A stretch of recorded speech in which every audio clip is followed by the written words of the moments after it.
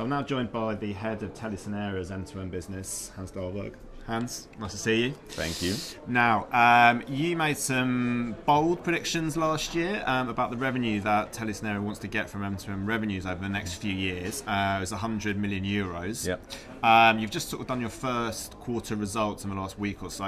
Are you on track to reach that 100 million? How's progress going on that front? Yeah, we're actually very much on track. I would like to have a few percentage over our budget, but we're exactly on track. And I think I don't think it's so bold actually when you go down into the figures. It means that we can't be just in the connectivity space. We need to go higher up. So our strategy is based on 3 platforms. One is the horizontal layer going higher up upon connectivity. It could be security, billing, these kind of services. The second one is to build more capabilities. We need more people working with this. We need more tools within our systems to work with M2M IoT.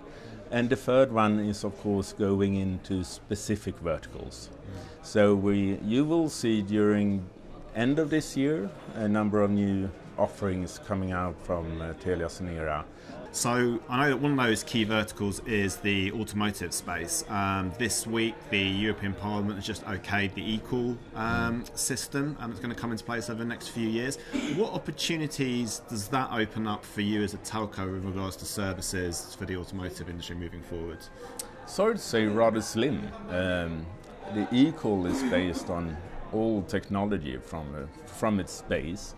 Of course, you will have connectivity to the car, so you have to divide the connectivity into 2 streams. That gives possibility, but more from the OEM side than from the telco side, I should say. There is quite a big opportunity, though, when we are talking. I spoke to you about that on the stage, and it's actually retrofitting of intelligence to all cars. That's quite a bigger opportunity, I should say, than the newly built cars. Okay. And another area that you're really sort of focusing on is the connected home and the smart home, as it's called. You put a report out at Mobile Congress this year saying the average consumer is going to spend roughly sort of 200 euros on smart home applications.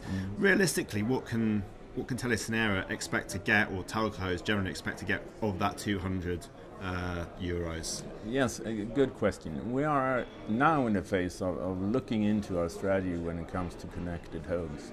And as you know, the home is targeted by telcos, security firms, alarm companies, but also the utilities. And on top of that, you have the OTT companies. So it's quite a big battle within the home, and I think you need to understand what are the driving forces from you as a consumer. My bet is that we will go and actually increase our offering within the home, but it's a short-term strategy that will meet a long-term strategy when we have all necessary standards in place for the home. So it's not particularly easy to answer that question. Yeah. You will see a few offerings going towards a few other sectors than the normal telco. Yeah, and it's all about, is it that sort of working with other partners, I guess, in that space, yes, and sort of battling for who's going to be able to have the most value there? Yeah, partners, but you could also see within the industry, I think, some M&A activities targeting both home, automotive as well.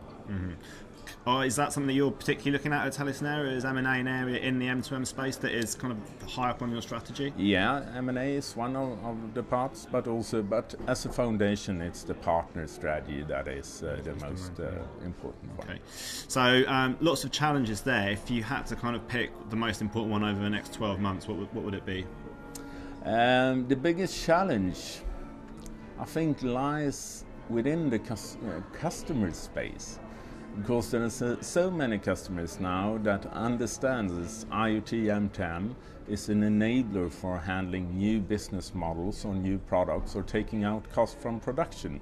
But they don't really know what it means. So it's very much up to us to help them with the business re-engineering of our customers' processes and services.